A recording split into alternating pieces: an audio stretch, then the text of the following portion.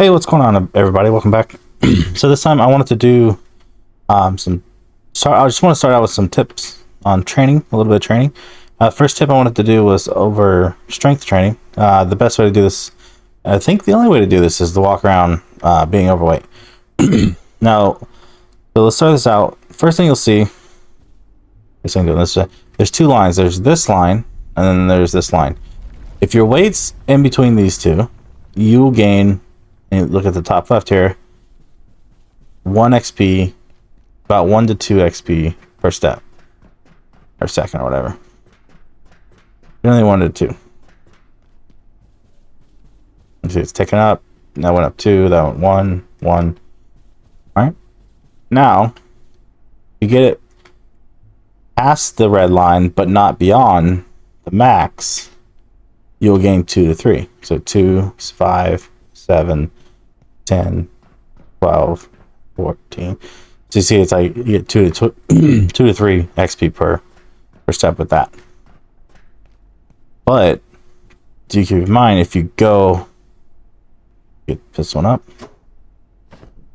you go over the max like I am now, you get nothing. So make sure you don't go over the max and try to get above that red line with your weight, and you'll get 2 to 3 seconds, and you just walk around and enjoy your gains. Just take a while. I will say that I got high enough in order to use this weapon, but it doesn't really feel like it hits faster at all.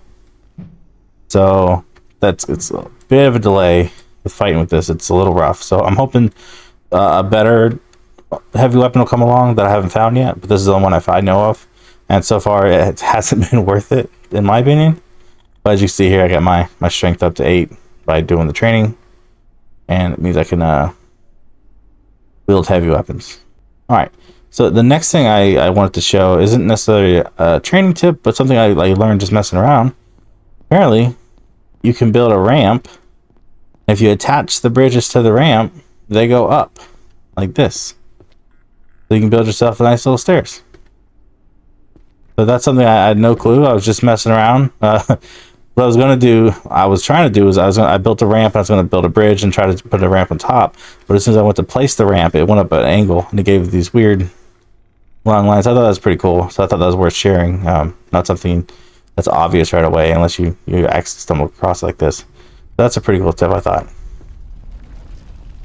All right, and I'll cut here, and in order to do the next 2 trainings, I have to wait till nighttime. So I'll be back.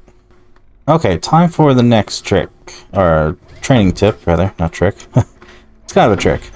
So this one's for training archery and reload. Basically, you get up on this fountain here, and you can just keep shooting the robot. He can't get up here to attack you, and as you see on the top left there, so you get that accuracy increase. And after about a metric ton of arrows or bolts, you will eventually kill the robot. See, I'm also getting reload and accuracy at the same time. The alternative to this is just playing the game normal and run around trying to shoot monsters, which is fine, but you're very few and far between your options on what you're shooting. If you're not shooting something, you're not getting kill. Alright, the next thing I wanted to go over was the accuracy. So if you see the my reticle, it's a little bluish green dot there. But once you get to a certain distance, based off your accuracy, it moves more. It eventually becomes red.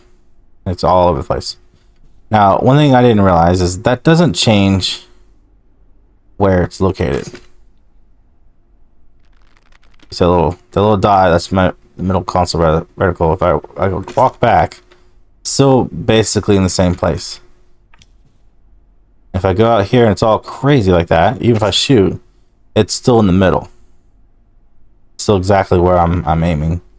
But different, they're obviously different height due to drop. but it's basically around the middle of your middle reticle, the middle of your screen. What I thought initially was it shoots where that red dot goes, and that's not the case. I think that's just to throw you off so you don't know you're aiming. But if you relatively shoot wherever the middle of your screen is, it's gonna go within that line of where your reticle is in the middle of the screen. So I thought that was good information to share, because I was unclear about that as well. Okay, and the last training tip, which is kind of a rough one, and I'm not sure if this is viable to actually do or not, is for your fortitude. So basically, in order to gain fortitude, you have to take damage. So you can either fight a monster, or you can find one of these. If you touch electric, you get hurt.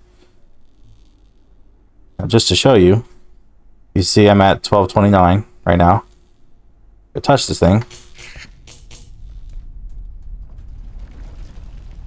Now I'm at 1239, so I gained 10 points for that little shock.